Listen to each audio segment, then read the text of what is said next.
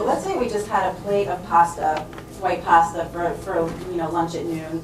So that carbohydrate from that pasta is going to turn to sugar real quick, right? So our blood sugars are going to come up.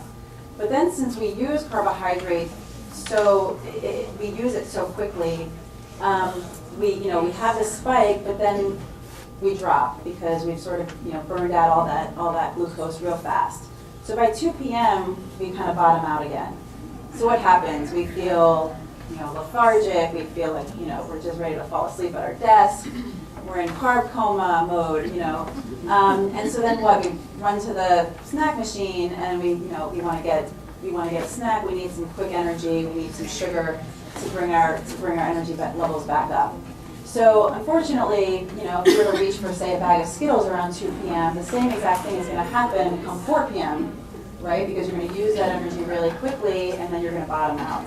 So unfortunately, what happens is we're taking in food that we probably don't need to eat, right? You just had lunch at noon, had maybe a big plate of pasta, and then 2 hours later a bag of Skittles. It's going to be a lot more calories than you probably need. When we're going to eat a meal that's going to contain some of these slow burners, let's say for lunch we're going to have some like a quinoa, with chicken, with some grilled chicken, some veggies, sort of like some kind of a stew or whatever.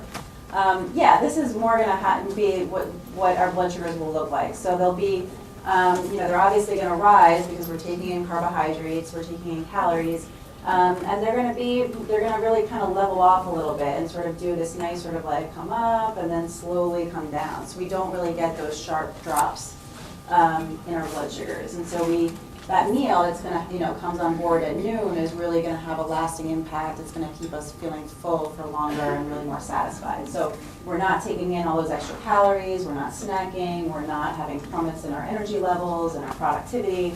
It's really going to keep us feeling pretty good for the rest of the afternoon. So whole fruits, vegetables, legumes, any kind of beans, lentils, peas, your starchy veggies, potatoes are better bet than potatoes, whole grains, and your dairy would have a lot of added sugars. These are going to be your slow burner sources. The main thing that makes a slow burner a slow burner really is because it's got a lot more fiber in it. So whole grains specifically are going to be much higher in not only fiber, but protein, your nutrients, your antioxidants. But so the fiber, it helps to stabilize those blood sugars because it helps to slow down how fast carbohydrate turns to sugar in our blood, so we don't get the rapid rise and fall.